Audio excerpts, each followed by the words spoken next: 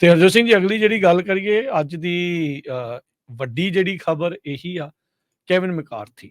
ਸਵੇਰੇ ਆਪਾਂ ਗੱਲ ਕਰ ਰਹੇ ਸੀ ਵੀ ਇਹਨਾਂ ਨੂੰ ਬਾਹਰ ਕੱਢਿਆ ਜਾ ਸਕਦਾ ਆ। ਇਹਨਾਂ ਦੇ ਹੀ ਸਾਥੀਆਂ ਨੇ ਇਹਨਾਂ ਦੇ ਉਲਟ ਜਿਹੜਾ ਆ ਉਹ ਵੋਟ ਲਿਆਂਦੀ ਐਜ਼ ਏ ਸਪੀਕਰ, ਉਹਨਾਂ ਨੂੰ ਆਊਸਟ ਕਰਨ ਦੇ ਲਈ, ਬਾਹਰ ਕੱਢਣ ਦੇ ਲਈ। ਅਮਰੀਕਾ ਦੇ ਇਤਿਹਾਸ ਦੇ ਵਿੱਚ ਪਹਿਲੀ ਵਾਰੀ ਹੋਇਆ ਆ ਸਿਟਿੰਗ ਸਪੀਕਰ ਨੂੰ ਬਾਹਰ ਦਾ ਰਸਤਾ ਵੋਟ ਪਾ ਕੇ ਜਿਹੜਾ ਉਹ ਬਾਹਰ ਕੱਢ ਦਿੱਤਾ ਗਿਆ ਹੋਵੇ, ਯਾਨੀ ਕਿ ਸਪੀਕਰ ਦੇ ਅਹੁਦੇ ਤੋਂ ਲਾ ਦਿੱਤਾ ਗਿਆ ਹੋਵੇ। ਕੇਵਿਨ ਮੈਕਾਰਥੀ ਜੋ ਰਿਪਬਲਿਕਨ ਪਾਰਟੀ ਦੇ ਨੇ, ਬੇਕਰਸਫੀਲਡ ਇਲਾਕੇ ਤੋਂ ਨੇ, ਪਿਛਲੇ ਲੰਮੇ ਸਮੇਂ ਤੋਂ ਜਿੱਤਦੇ ਉੱਥੋਂ ਆ ਰਹੇ ਆ, ਤੇ ਉਹਨਾਂ ਨੇ ਅੱਜ ਤੋਂ 9 ਮਹੀਨੇ ਪਹਿਲਾਂ ਸਪੀਕਰਸ਼ਿਪ ਦੇ ਅਹੁਦੇ ਦੇ ਲਈ 15-16 ਵਾਰੀ ਬੈਲਟ ਦੇ ਉੱਤੇ ਜਿਹੜੀ ਉਹ ਰੇਸ ਲੜੀ ਸੀ। ਫਿਰ ਇਵੈਂਚੁਅਲੀ ਜਿਹੜੇ ਕੁਛ ਰਿਪਬਲਿਕਨ ਪਾਰਟੀ ਦੇ ਹਾਰਡਲਾਈਨਰਸ ਆ, ਉਹਨਾਂ ਦੇ ਨਾਲ ਡੀਲ ਬਣਾ ਕੇ ਉਹਨਾਂ ਨੂੰ ਸਪੀਕਰ ਦਾ ਅਹੁਦਾ ਮਿਲਿਆ ਸੀ।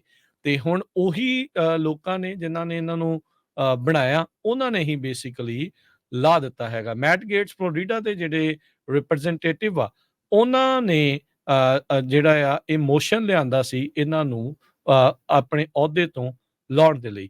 ਵੋਟਿੰਗ ਹੋਈ 210 ਦੇ ਮੁਕਾਬਲੇ 216 ਵੋਟਾਂ ਦੇ ਨਾਲ ਕੇਵਿਨ ਮੈਕਾਰਥੀ ਸਿੰਪਲ ਮੈਜੋਰਟੀ ਦੇ ਨਾਲ ਇਹਨਾਂ ਨੂੰ ਬਾਹਰ ਦਾ ਰਸਤਾ ਜਿਹੜਾ ਆ ਉਹ ਦਿਖਾਇਆ ਗਿਆ।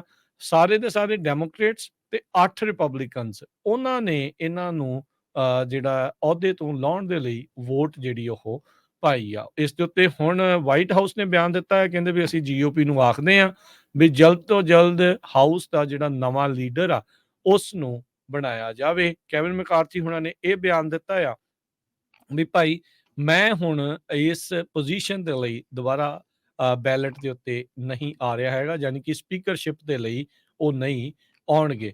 ਸੋ ਕੇਵਿਨ ਮੈਕਾਰਥੀ ਨੇ ਕਿਹਾ ਵੀ ਇਹ ਪਰਸਨਲ ਇਹਨਾਂ ਦੇ ਨਾਲ ਬੇਸਿਕਲੀ ਖੁੰਦਕ ਜਿਹੜੀ ਆ ਉਹ ਕੱਢੀ ਗਈ ਆ ਰਿਪਰੈਜ਼ੈਂਟੇਟਿਵ ਮੈਟ ਗੇਟਸ ਫਲੋਰੀਡਾ ਦੇ, ਉਹਨਾਂ ਨੂੰ ਉਤਾਰਨ ਦੇ ਲਈ।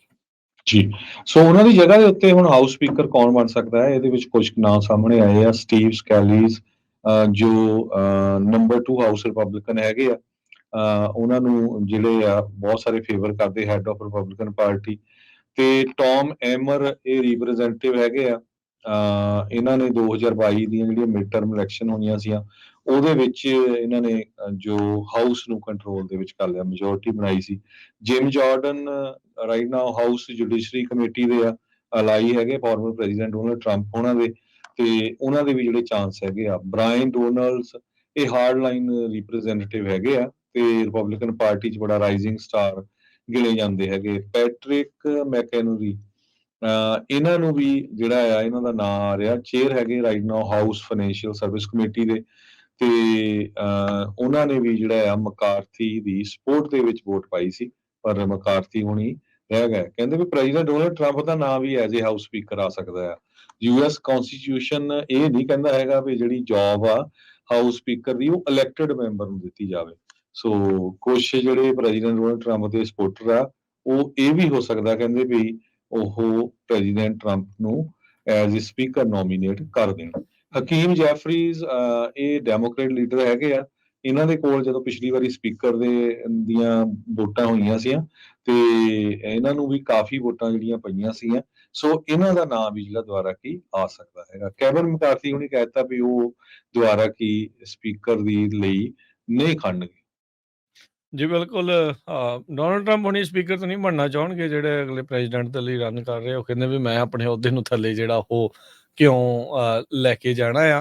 ਪਰ ਮੈਟ ਗੇਟਸ ਦੇ ਉੱਤੇ ਕਹਿੰਦੇ ਰਿਪਬਲਿਕਨਸ ਦਾ ਗੁੱਸਾ ਵੀ ਜਿਹੜਾ ਉਹ ਝੜ ਸਕਦਾ ਹੈ ਐਥਿਕਸ ਕਮੇਟੀ ਦੀ ਪ੍ਰੋਬ ਤੋਂ ਬਾਅਦ ਦੇ ਵਿੱਚ, ਜੇ ਕੁਛ ਉਹਨਾਂ ਨੂੰ ਉੱਚਾ ਨੀਵਾਂ ਉਸ ਦੇ ਵਿੱਚ ਲੱਭਦਾ ਆ। ਕਿਉਂਕਿ ਮੈਟ ਗੇਟਸ ਦੇ ਉੱਤੇ ਇਹ ਵੀ ਦੋਸ਼ ਕਥਿਤ ਰਹੇ ਆ ਵੀ ਛੋਟੀ ਉਮਰ ਦੀ ਕੁੜੀ ਦੇ ਨਾਲ ਜਿਹੜੇ ਸੰਬੰਧ ਆ ਉਸ ਨੂੰ ਬਣਾਉਣ ਨੂੰ ਲੈ ਕੇ।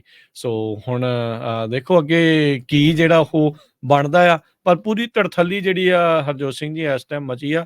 ਅਮਰੀਕਾ ਦੇ ਇਤਿਹਾਸ ਦੇ ਵਿੱਚ ਪਹਿਲੀ ਵਾਰੀ ਸਪੀਕਰ ਨੂੰ ਵੋਟ ਪਾ ਕੇ, ਮੋਸ਼ਨ ਕਰਕੇ ਉਸ ਦੀ ਜਿਹੜੀ ਅਹੁਦਾ ਆ ਉਸ ਨੂੰ, ਸੀਟ ਨੂੰ ਜਿਹੜਾ ਉਹ ਵਕੇਟ ਕਰ ਦਿੱਤਾ ਗਿਆ ਆ।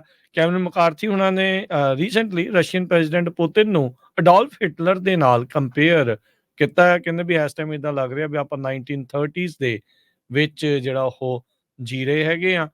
ਜਿਨ੍ਹਾਂ ਨੇ ਕਿਹਾ ਵੀ ਐਗਰੀ ਜਿਨ੍ਹਾਂ ਨੇ ਕੀਤਾ ਸੀਗਾ ਇਸ ਨਵੇਂ ਸਪੈਂਡਿੰਗ ਬਿੱਲ ਦੇ ਲਈ, ਜਿਹਦੇ ਵਿੱਚ ਅਜੇ ਯੂਕਰੇਨ ਦੇ ਲਈ ਫੰਡਿੰਗ ਨਹੀਂ ਸੀਗੀ ਇਨਕਲੂਡਡ ਨਹੀਂ ਸੀਗੀ। ਉਹਨਾਂ ਨੇ ਵਾਰਨ ਕੀਤਾ ਵੀ ਹਿਟਲਰ ਰਿਜ਼ੈਂਟ ਕਰਦਾ ਸੀਗਾ ਜਰਮਨੀ ਦੀ ਡਿਫੀਟ ਨੂੰ ਵਰਲਡ ਵਾਰ 1 ਦੇ ਵਿੱਚ।